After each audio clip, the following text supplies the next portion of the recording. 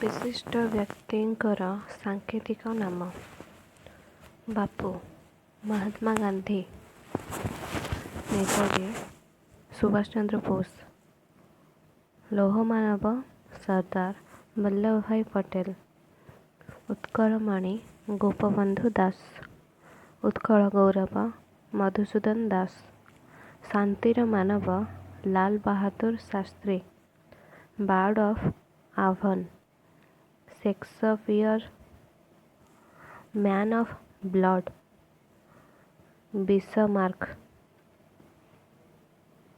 ପଞ୍ଜାବ କେଶରୀ ଲାଲ ଲଜପତ ରାୟ, ଗୁରୁଦେବ ରବୀନ୍ଦ୍ରନାଥ ଠାକୁର,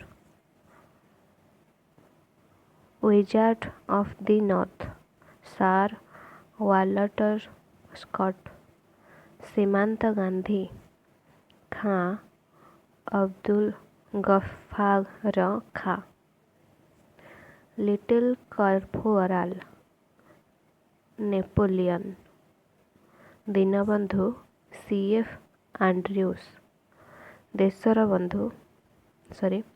Deshbandhu G. Ranjan Das, ଭାରତର ବୁଲବୁଲ Sarojini Naidu, desert fox, general ରୋମେଲ,